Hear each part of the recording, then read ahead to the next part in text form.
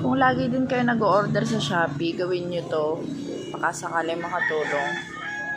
Click nyo tong live and video. Manonood lang kayo dito, makakaano na kayo. Makakaipon na kayo. Sa ganito. Ito yung sa video. Mas madalas ako dito sa video eh. Pag click mo to, yan. Kapag nanood ka ng 15 minutes, magkakaroon ka ng 250 coins. Pwede mo siya i-claim.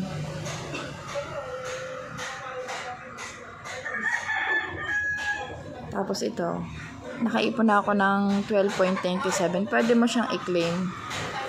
Pili ka lang dito. 10 pesos pa lang yung pwede. Kaya 10 pesos. Tapos, claim now.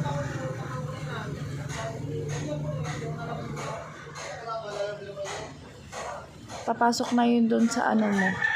Dito. Sa coins. Yan, sa coins. Kapag o-order ka,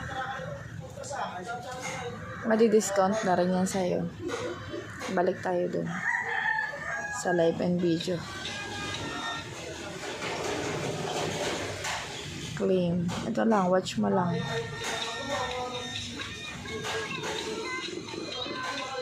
Kasi ito yung umiikot. Ito live to eh. Kasi dito, dire-diretso mo lang yung video. Basta dire-diretso yung 15 minutes ka nanonood.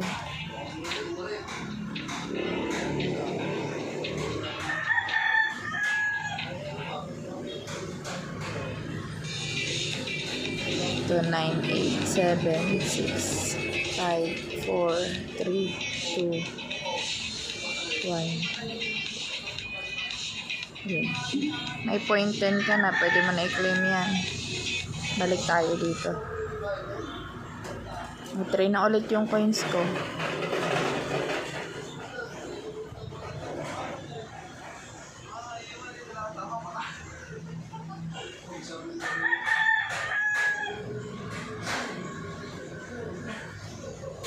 Ano ba yung record? Ito, ibig sabihin nung nagamit ko ng coin 681 kapapanood ko lang. Ito yung mga withdrawal na ginawa ko. Ito, naka 30. Minsan kasi mataas yung coins na nakukuha. Minsan naman, 250 lang. Ito na yung total ko, 681. O, sayang din yan. Try nyo na din.